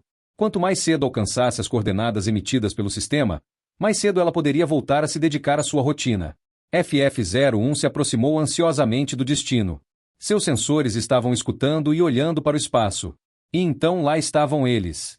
2 humanos estavam adulterando a entrada de um túnel de manutenção na superfície da Gigadison. Era inconfundível. Nenhum deles parecia estar prestando atenção na sonda acima. FF01 pesou suas opções. 2 humanos sozinhos não deveriam ser completamente inofensivos? Não havia nenhuma espaçonave à vista, por mais estranho que fosse, visto que os humanos não poderiam ter chegado aqui sem uma nave. Mas de fato não havia uma, ou os sensores dela já teriam detectado. FF01 preparou um relatório para o sistema. Os fatos eram indiscutíveis. 2 intrusos estavam tentando entrar na esfera, justamente no local identificado. Eles não conseguiriam escapar. Seria o suficiente para FF01 informar o sistema e então seguir seu voo calmamente. Alguém resgataria os 2 humanos e administraria a punição que porventura merecessem. Embora não estivesse claro o que os intrusos estavam tentando fazer, se fosse legal de alguma forma, o sistema teria que ser informado. A unidade autônoma anexou imagens fotográficas à sua mensagem. Talvez o sistema pudesse usá-las para determinar as identidades dos astronautas. A própria FF01 não tinha acesso a esse tipo de banco de dados. Ela criptografou, empacotou a mensagem e a enviou. A resposta veio quase imediatamente. Mas isso era impossível. O próximo nó do sistema estava a 7 minutos-luz de distância. A confirmação de recebimento que suas antenas tinham acabado de receber deveria ter levado 14 minutos para chegar até ela. FF01 ficou tão perplexa que realizou um autoteste. Talvez a radiação cósmica tivesse danificado seus componentes eletrônicos. Mas seu hardware não estava com defeito. A resposta devia ter sido manipulada. Mas por quem? Os 2 astronautas ali embaixo estavam fazendo seu trabalho e não prestavam atenção à unidade autônoma. Um deles desapareceu dentro do duto. FF01 estendeu a cabeça e a girou, mas não conseguiu atrair a atenção dos humanos. Ela ligou o seu propulsor. Talvez agora eles percebessem que não estavam sozinhos. Estranhamente, FF01 os considerava mais como aliados do que inimigos nesse momento. A sonda começou a se mover. Seus sensores inerciais mediram sua aceleração, mas pouco antes de desligar o propulsor, ela desacelerou novamente. Isso não podia estar certo. A aceleração deveria permanecer constante enquanto o propulsor estivesse disparando. FF01 tentou uma segunda vez. O efeito se tornou mais pronunciado. O propulsor atingiu a potência máxima apenas brevemente, e então a aceleração diminuiu rapidamente. Era como se a sonda estivesse tentando penetrar um chumaço de algodão. Mas o universo não era um chumaço de algodão. Essa ideia realmente agradava a FF01, mas nesse instante também a assustava. Será que o universo estava alterando seu estado agregado? Talvez estivesse em processo de deslizar de um estado de excitação para seu estado padrão. Não, isso não fazia sentido.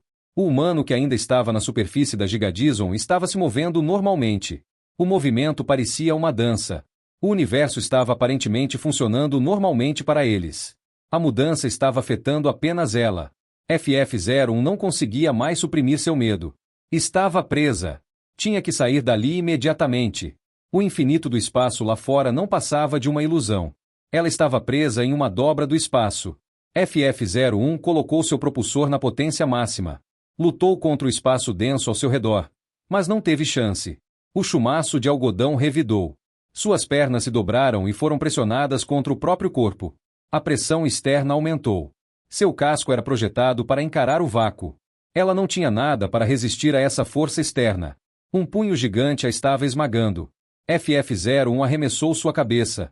Talvez sozinha ela tivesse uma chance. Mas a cabeça quicou direto de volta contra seu corpo maltratado. FF-01 estava se encolhendo. Seus músculos se rasgaram, seu casco se estilhaçou e sua consciência desapareceu. Ciclo. Gol 9.7, Gigadison. RT-99 rastejou furtivamente pela superfície do hexagonal. O destino que o sistema havia especificado ainda estava a pelo menos 2 quilômetros de distância, mas a unidade autônoma não queria correr riscos. BM-13 ZT-34 teriam sido destruídas no trabalho, e não havia sinais de vida de FF-01. Essas informações não eram transmitidas pelo sistema. As unidades também distribuíam dados entre si em uma rede informal. O sistema não sabia nada sobre isso. Claro, ele não precisava saber de tudo. As unidades eram apenas IAs de nível 2, mas isso não significava que fossem estúpidas. E elas sentiam uma certa solidariedade que as unia. Eram as escolhidas encarregadas da manutenção da Gigadison. Serviam ao enorme elipsoide, sobre o qual haviam estado orbitando desde quando tinham sido construídas. RT-99 não tinha medo de morrer, mas era altamente impraticável estar morto. Ele não seria de nenhuma utilidade para Gigadison, e essa era a razão de ser de uma unidade autônoma. Então ele havia decidido se aproximar das coordenadas do alvo o mais discretamente possível. Se os inimigos não o vissem, não poderiam destruí-lo. RT-99 tinha quase certeza de que estavam lidando com inimigos. Ele só não sabia quais seriam suas intenções. Será que os inimigos se ressentiam das unidades autônomas, porque eles também queriam servir a Gigadison e, de alguma maneira, estivessem sendo impedidos? Isso era concebível, mas era irrelevante. RT-99 parou em frente à parede do hexagonal, estendeu a cabeça e olhou por cima. Não havia nada do outro lado. Ele se empurrou suavemente e flutuou para cima. Em seguida, agarrou-se ao topo da parede com as pernas do meio para poder se puxar de volta para baixo. Ele não queria usar seu propulsor e isso atrairia muita atenção. RT-99 também havia desativado seu aquecimento. A eletrônica suportaria isso por um tempo. Ele já havia experimentado isso alguns ciclos atrás. Mas se ficasse com muito frio, ele perderia a consciência em algum momento. Então ele teria que se apressar. Uma nave estava flutuando acima das coordenadas. RT-99 não tinha conseguido observá-la antes, porque ela estava voando muito baixo e estava escondida além do horizonte. Ele pegaria os inimigos em flagrante. RT-99 estava empolgado. Sua tarefa tinha acabado de ficar significativamente mais complicada. Ele não tinha permissão para usar força letal. Se eram humanos com quem ele estivesse lidando e esse parecia ser o caso, então como deveria lidar com eles? Poderia atordoá-los com choques elétricos, mas eles eventualmente recuperariam a consciência. A única opção para ele seria danificar a nave para que os tripulantes não pudessem escapar. Então alguém com experiência mais avançada poderia vir e terminar o trabalho. Mas primeiro ele teria que relatar ao sistema a natureza do problema. Ele compôs uma mensagem de rádio. Agora, se ele chegasse a um fim complicado, pelo menos seus superiores saberiam o que teria acontecido. Então ele planejou uma rota pela qual poderia se aproximar dos intrusos, ao mesmo tempo em que pudesse permanecer protegido pelas paredes do hexagonal. Ele ficaria invisível na maior parte do tempo, exceto quando escalasse as próprias paredes, mas isso era inevitável. Meia hora depois, havia apenas mais 2 zonas entre ele e seu destino. RT-99 se agachou atrás de uma parede. Sua cabeça só conseguia ver 2 centímetros acima dessa parede. Isso era o suficiente para observar o que estava acontecendo. Um tubo flexível de 1 metro de largura corria da nave até a superfície. Nessa zona havia um duto de entrada. RT-99 não conseguia vê-lo, mas era lógico que o cano devia levar ao duto e descer para o interior dele. Eles eram obviamente ladrões trabalhando, extraindo de um dos distribuidores de matéria escura. Deviam ser humanos, porque apenas humanos roubavam. Ele mesmo nunca tiraria algo de suas unidades similares que fosse destinado a todos. RT-99 preparou outro relatório. Mesmo se falhasse, suas imagens deveriam conter informações suficientes para identificar os criminosos. Eles não escapariam de sua justa punição. Mas é claro que ele tentaria resolver o problema aqui e agora. É por isso que ele estava aqui, e algumas décadas se passariam antes que a ajuda chegasse. Ele precisava ter cuidado. A matéria escura provavelmente estava sendo transportada pelo tubo. Mas se o tubo se rompesse, nada aconteceria imediatamente. A matéria escura só tinha efeito por meio de sua gravitação, então nada explodiria. Só que a massa pura poderia perturbar o equilíbrio da configuração da esfera. Os ladrões eram bastante audaciosos. Mesmo que não cometessem erros, corriam o risco de danificarem a Gigadison. Brincar com matéria escura era um negócio arriscado. Eles deviam ter calculado tudo com antecedência ou então não se importavam, conscientes de que iriam escapar antes que algo acontecesse. RT-99 não permitiria isso. A espaçonave era uma 95 com a combinação usual de transmissão de matéria escura e propulsor químico. A nave inimiga não seria capaz de iniciar sua transmissão de matéria escura tão perto da esfera. Então o RT-99 só teria que desabilitar o propulsor químico e seu trabalho estaria feito. Os melhores pontos para alvejar seriam os jatos que disparavam o gás quente. Sem eles não poderia haver aceleração, mas a nave ainda seria capaz de produzir energia para seu sistema de suporte à vida, significando que os tripulantes não morreriam. Ficariam apenas presos. Os jatos eram construídos para suportarem gás muito quente por muito tempo. Eram excepcionalmente estáveis. RT-99 não conseguia destruí-los com seus membros. Ele precisaria de explosivos, mas sendo uma unidade de reparo, não possuía nenhum. Ainda assim, havia muitas bombas em seu corpo. E elas faziam parte do mecanismo de autodestruição em sua cabeça. Não era um plano bacana, mas era eficiente. Ele voaria até o propulsor, inseriria sua cabeça nele e então se autodestruiria. A explosão danificaria os jatos irreparavelmente. Ele tinha certeza disso. RT-99 se agachou. Em seguida, empurrou-se com todas as 6 pernas, dando força extra às pernas traseiras. Ele estava voando. De sua altitude crescente, ele agora podia ver o que estava acontecendo na área-alvo. A mangueira estava desaparecendo no duto. Um humano em um traje espacial estava trabalhando ao lado dela. RT-99 não conseguia ver nenhuma outra pessoa. Mas provavelmente havia cúmplices no duto ou no interior. Ele havia escolhido bem sua trajetória de voo, mas não atingiria o propulsor diretamente. Teria que ativar seu próprio propulsor, pelo menos brevemente. Ele esperou até o último momento. Então o homem na superfície notou. A nave devia ter disparado um alarme de proximidade. Com sorte, a nave não tinha nenhuma arma defensiva. Errado. Um cano se projetou do casco. Devia ser uma arma de partículas. O homem abaixo gesticulava freneticamente. A arma se retraiu. Se disparasse, inevitavelmente atingiria a superfície da esfera.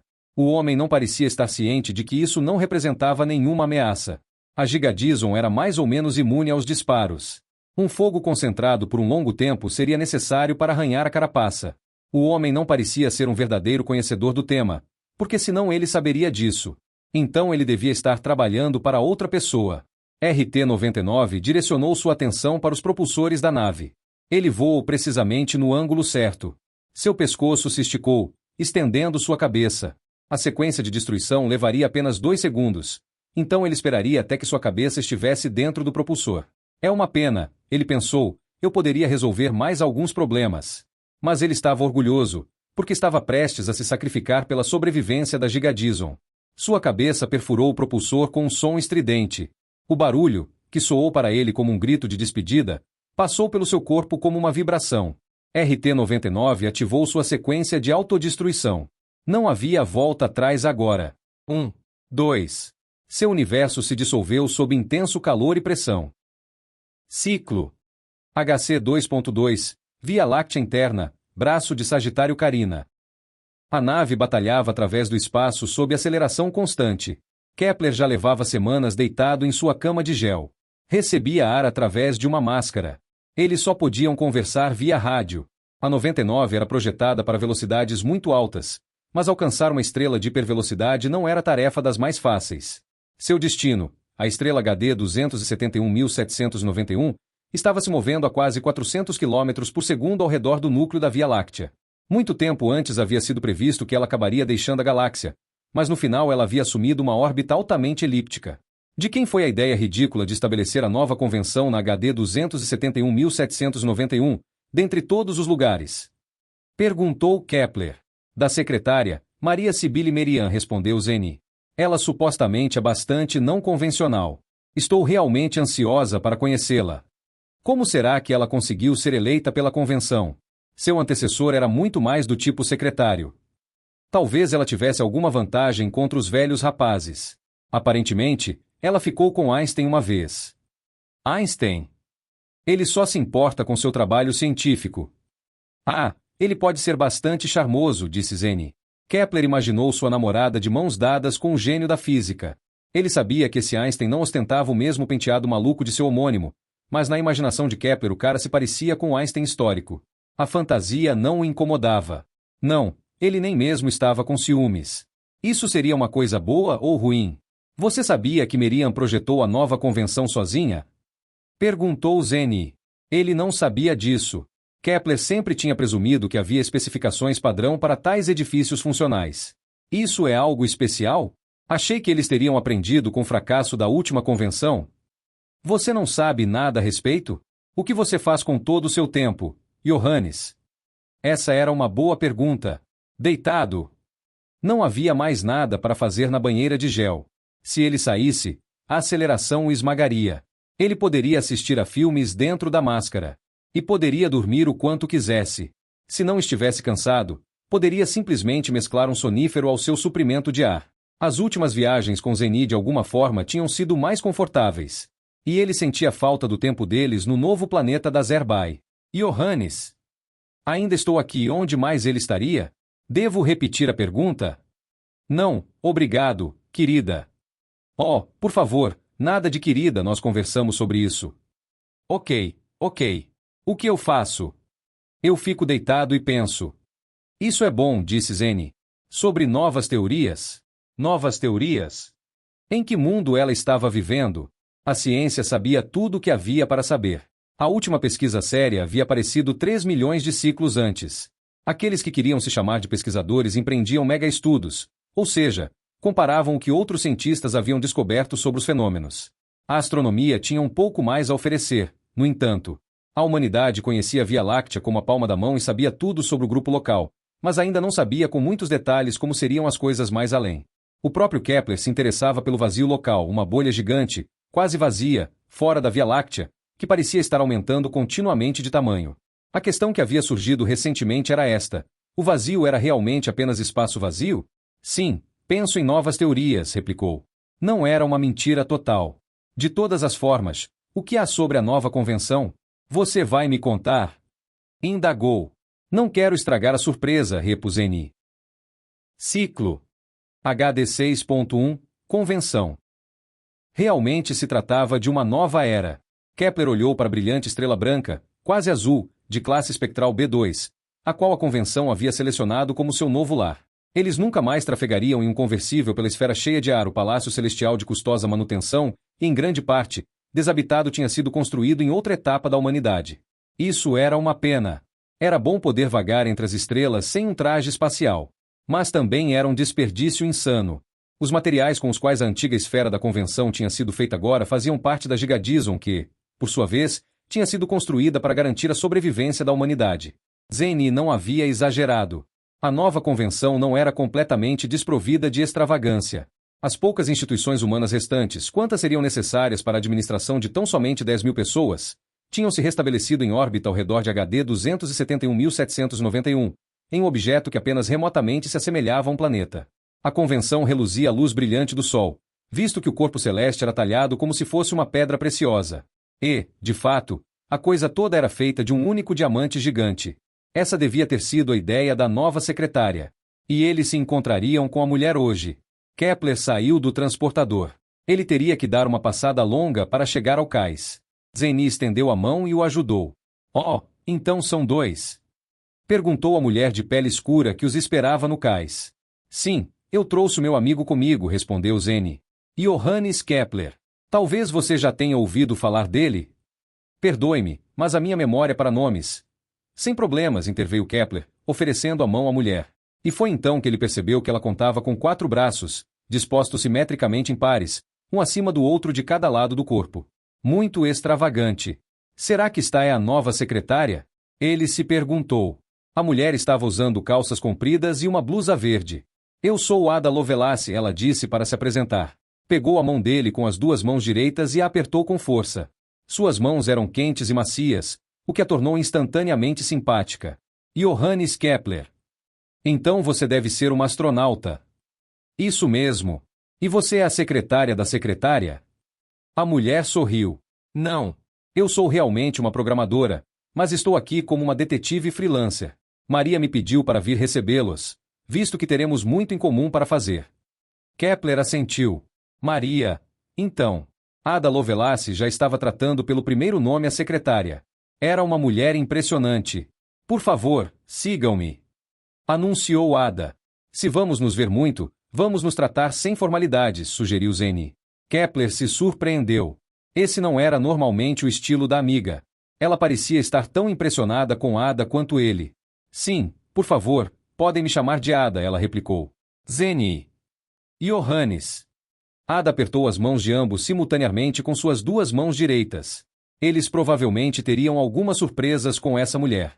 Não se assustem, disse Ada, assim que saíram do saguão de desembarque. A passarela levava ao nada. Fazia Kepler se lembrar dos trilhos de uma montanha-russa. Com um talento óptico espetacular, o caminho parecia serpentear pelo vácuo. Kepler prendeu a respiração involuntariamente. Mas o espaço estava cheio de ar. Então ele perdeu o fôlego novamente quando percebeu que não havia corrimãos.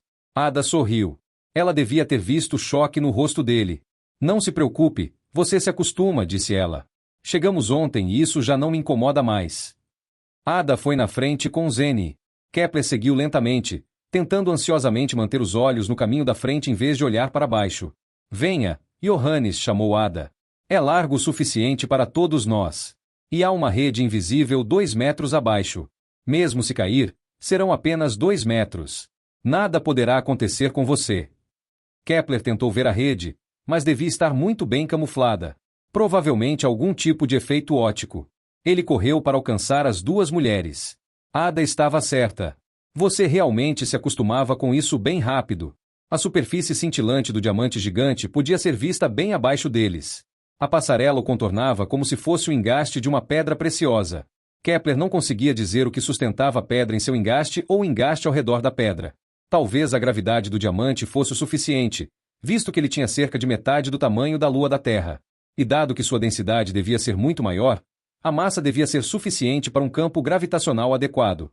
Talvez fosse por isso que a passarela havia sido construída nessa altura. Kepler sentia um nível de gravidade aqui que correspondia aproximadamente ao da Terra. Será que realmente chegaremos mais perto do diamante em algum momento? Ele quis saber. Isso não seria saudável, explicou Ada. A gravidade na superfície é 6 vezes maior que a da Terra. Mas você pode pegar emprestado um exoesqueleto ou um corpo artificial se quiser ver o planeta de perto. Talvez mais tarde, se houver tempo. E não é um planeta, é um asteroide, Kepler acrescentou mentalmente. Planetas eram esféricos por definição, e você realmente não poderia dizer isso sobre a joia na qual se encontravam. Mas ele não disse nada porque não queria soar como um espertinho. A secretária os esperava em uma espécie de pavilhão. A passarela se alargou em uma plataforma retangular com postes em cada canto. Os 4 postes sustentavam um teto de tecido frouxamente esticado que ondulava levemente com a brisa. A secretária veio em sua direção, passou por Zene e Ada e estendeu a mão para ele primeiro. Johannes Kepler, ela disse. Fazia muito tempo que queria conhecê-lo. Kepler não conseguiu evitar corar. Maria Sibylle Merian era uma mulher pequena e muito enérgica. Sua pele era de um azul brilhante e ela não tinha cabelo. Se houvesse alienígenas, você presumiria que Maria fosse uma, mas ela obviamente havia escolhido esse design deliberadamente. A secretária apontou para si mesma. Você deve estar se perguntando sobre a cor da minha pele. Ela tem a grande vantagem de não ficar queimada pelo sol. A radiação UV da estrela-mau é bloqueada pela atmosfera. Kepler notou outra mulher se aproximando. As mulheres eram claramente a maioria aqui. Eles não deviam ter deixado o mordomo na nave. A mulher desconhecida acenou, e Ada sorriu amplamente e acenou de volta. Elas se conheciam. A mulher se aproximou delas. Ada lhe deu um abraço amigável. Não, elas estavam apaixonadas.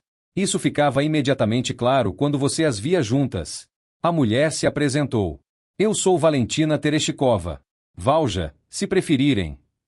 Kepler se lembrou de sua última visita à convenção. Cristóvão Colombo, o secretário anterior mais tarde assassinado pelos Curies, tinha se mostrado bastante rígido ao recebê-los em seu escritório. Conhecer Maria foi uma lufada de ar fresco, e não só porque estavam conversando sob um dossel. Será que ela dormia aqui também? A atmosfera que eles estavam respirando definitivamente devia ser artificial, então a tecnologia também estaria mantendo a temperatura e a umidade estáveis. Maria bateu o pé uma vez, e vários bancos se levantaram do chão. Kepler se virou. Um dos bancos estava posicionado diretamente atrás dele, então tudo o que ele precisava fazer era se sentar. Para a secretária havia uma espreguiçadeira coberta com painéis estofados, que parecia muito confortável. Ela se sentou. Kepler notou suas panturrilhas finas. Ela tirou as sandálias, acomodou-se confortavelmente e desdobrou uma tela flexível do encosto da espreguiçadeira. Maria digitou algo no meio e um holograma esférico de cerca de 1 metro de diâmetro apareceu acima da tela. Mostrava um ovo vermelho escuro brilhante. Devia ser a Gigadison. A secretária o colocou para girar lentamente com o dedo. Gostaria de agradecer por aceitarem o meu convite, disse. Por favor, desculpem-me por ir direto ao ponto, mas o assunto não deve ser adiado mais. Não foi fácil chegar a essa decisão. Diz respeito ao novo coração da humanidade, continuou seu discurso, apontando para Gigadison, e não podemos nos dar ao luxo de cometer erros. O olhar de Kepler seguia a rotação do ovo flutuante. Será que aqueles são pontos brilhantes em sua superfície? Ada e Valja, vocês já conhecem muito bem a Gigadison por meio de seu contrato, disse Maria. E vocês, Zene e Johannes, têm um grande interesse, dada sua história, ou presumo que tenham em garantir que o universo não pereça novamente. Zene assentiu, mas Kepler vacilou. Na verdade, eles já haviam se sacrificado o suficiente pela humanidade. Sua namorada tinha tido até mesmo que morrer para sobreviver. Não seria a vez de outra pessoa? Mas se Zene quisesse se envolver, ele não diria não. Afinal, ela também havia se sacrificado por ele. E ele devia a vida a ela, mesmo que não esperasse ter que pagar a dívida tão cedo. Então, vocês estão todos comigo? A secretária perguntou ao grupo, e seu olhar pousou em Kepler até o instante em que ele assentiu em concordância. Isso é bom, ela repôs. Estou muito grata. Eu ficaria feliz em acompanhá-los, mas como bióloga e artista eu não seria muito útil, e não posso simplesmente deixar o meu posto aqui. Por onde devemos começar? Perguntou Ada. Estão vendo os pontos brilhantes na superfície da Gigadison? Esses são os locais onde perdemos um total de 5 unidades autônomas. Tentamos encontrar um padrão, é claro, mas os relatórios, quando havia algum, eram bem variados. Podemos dar uma olhada neles? Insistiu Ada. Claro. Já os transferi para os sistemas de suas naves. Só quero que saibam do único padrão óbvio. As perturbações parecem estar se movendo no sentido anti-horário ao redor da Gigadison. Então, contra a direção da rotação da esfera, deduziu Kepler. Mecânica orbital. Essa era sua especialidade.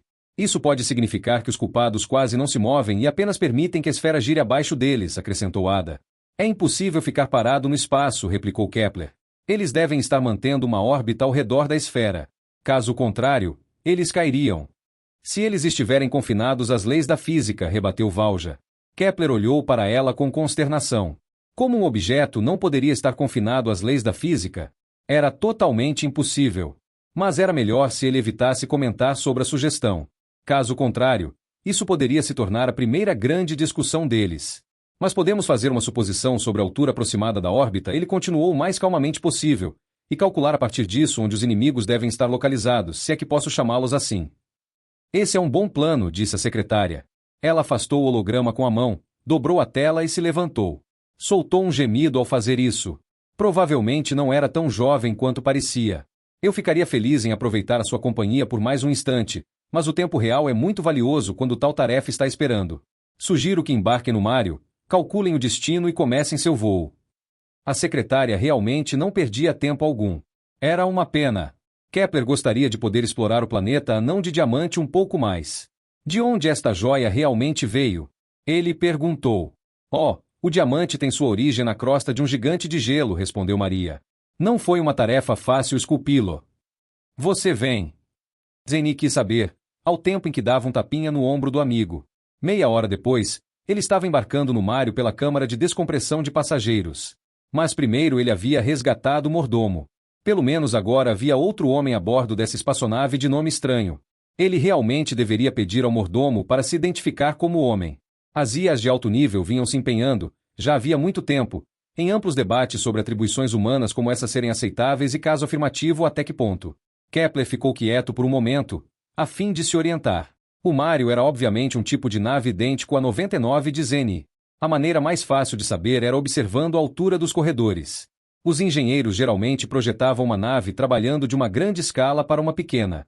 O fato de que poderia haver passageiros a bordo que precisassem se deslocar, de alguma maneira, de cabine para cabine não havia ocorrido a eles até o final. E assim os corredores tinham sido adicionados, com a ressalva de que poderiam ser bem variados em tamanho. Pelo menos essa era sua impressão. Carl Benz, o famoso engenheiro de espaçonaves que havia construído a primeira 99, provavelmente discordaria dele. Kepler se lembrava bem de Benz. Tinham permanecido trancados juntos em uma cápsula na HD 1366, porque ambos tinham ficado sem créditos. Zeni tinha ido em socorro aos dois. Ele se perguntou se Ben já havia pago a dívida. Ele próprio não conseguia se lembrar de ter pago a ela considerável quantia. Espere, ele gritou ao mordomo. O mordomo parou obedientemente. Kepler realmente queria ver dentro da cabeça de Pup. Como será que ele se sentia, recebendo ordens de humanos? Será que as cumpria com prazer? Será que não se importava? Eles marcharam ligeiramente por um corredor que só era iluminado ao longo do piso. Seus passos ecoavam. Sua mochila cortava seus ombros, embora a gravidade fosse apenas metade da existente na Terra. O mordomo tinha enchido a mochila de Kepler com iguarias da despensa de Zeni, e Pup estava carregando uma ainda maior. As duas mulheres, a quem a nave pertencia, não pareciam ser do tipo gourmet. Kepler nem tinha tido tempo de procurar informações sobre as duas. Mas elas deviam ser algo como engenheiras de manutenção que atendiam a Gigadison quando necessário. Ele provavelmente estava apenas sendo preconceituoso mais uma vez. Kepler tropeçou. Merda! A nave de Zeni não tinha um cabo passando direto pela passarela assim. Será que ao menos estavam atendendo aos regulamentos por aqui? O Mário parecia ter sofrido algumas alterações em seu tempo. Kepler agora estava transpirando tanto que podia sentir o cheiro do próprio suor. Quando eles finalmente chegariam à sala de controle, aí está você, anunciou Zeni. Kepler fechou a porta atrás de si. A sala de controle parecia caótica, mas isso se devia à tripulação anormalmente grande. Devia fazer alguns milhões de anos desde a última vez em que uma nave tivesse viajado com 4 pessoas a bordo. 3 braços acenaram da cama de gel, à extrema esquerda. Devia ser Ada. A cama ao lado devia pertencer à sua namorada Valja. Ele não conseguia vê-la. Zeni estava encostada na beirada de uma terceira cama. Ainda estava de sutiã e calcinha. Ela olhava para ele impacientemente. Mas ela ficaria grata a ele depois da fase de aceleração, quando conseguisse algo decente para comer. O mordomo agora estava guardando tudo na cozinha. Kepler tirou a calça e a camiseta. O piso de metal estava frio, então ele deixou as meias por último. Onde ele deveria pendurar suas coisas? Seu armário fica ali atrás à esquerda. Zeni o deixou saber. Ele foi até o armário, dobrou sua calça, também a camisa e a cueca e acondicionou tudo ali dentro. Então, deu-se conta das meias. Não poderia simplesmente deixá-las jogadas ao lado da cama de gel, pois elas voariam loucamente pela sala de controle durante a fase de aceleração. Kepler suspirou, retirou-as e as guardou também, ficando agora na ponta dos pés. Fechou o armário, certificou-se de que não poderia se abrir sozinho e correu para a cama. Ali ele notou que não havia uma tampa para a banheira como era o caso na nave de Zeni. Sua namorada percebeu a reação dele. É um modelo novo. Uma vez que você está dentro, a tampa se desliza para fora da parede, bem aí. Entendi, ele declarou. Ele se aproximou de Zeni e lhe deu um beijo. Boa viagem, desejou a ela. Para você também, meu amor. Kepler voltou para a cama e tocou no gel. Estava na temperatura do corpo e, claro, escorregadio. Ele pegou a máscara que estava pendurada na lateral e a colocou. Então, entrou na banheira e se sentou. O gel envolveu a parte inferior de seu corpo. Era a consistência de sorvete. Qual é, Kepler? Ele pensou. Ele se recompôs e se recostou. Seu corpo inteiro se afundou no gel. Um arrepio percorreu sua espinha. Mas ele se acostumaria. Já estava percebendo que seu humor estava melhorando. Deviam ser os medicamentos dissolvidos no gel para ajudá-lo a suportar a dor iminente. Estou pronto, anunciou através do módulo de rádio na máscara. Então, vou dar início à nossa jornada, disse Valentina. Parecia que ela estava deitada bem ao lado dele. Como você pensou no nome Mário para a nave? Ele perguntou. Ada deu uma limpada na garganta. Risco ocupacional, ela respondeu. Mário já foi um encanador famoso na Terra. E, no final das contas, nós, engenheiros de esferas, não somos nada mais que isso. Kepler nunca tinha ouvido falar de um encanador chamado Mário. Será que o homem não tinha sobrenome? Mas a resposta o deixou satisfeito. Ele imaginava que seria algo assim. Os 5 certamente se divertiriam. Pupi, você está pronto? Perguntou Zeni. O mordomo era o único a bordo que conseguia tolerar a aceleração sem uma cama de gel. Mas ele ainda teria que se afivelar para não ser arremessado pela sala de controle. Estou em segurança, respondeu o mordomo. Kepler sentiu a força inercial em seus ombros primeiro. Assim que atingiu um certo nível, a tampa da cama de gel se fechou automaticamente. Então toda a estrutura girou 90 graus para que seu corpo alinhado verticalmente pudesse absorver a força com mais eficácia. Kepler fechou os olhos, mas o ambiente não escureceu. Essa era a pressão. Os nervos ópticos e as células sensoriais em seus olhos reagiram com alta sensibilidade, mas os nanorobos em seu corpo repararam pequenos danos imediatamente. Ele não precisava se preocupar. Quando chegassem, sua visão estaria ainda melhor do que agora. De repente, ele se sentiu cansado. Eram os remédios para dormir entrando em seu corpo através da pele. Ele sempre se aclimatava à dor mais rapidamente se dormisse nos primeiros dias após o lançamento. Kepler agora recebia a visita de uma visão dos curis disparando no mordomo e atingindo Zeni. Ciclo HF 8.8, Via Láctea Interna, braço de 3 kPa.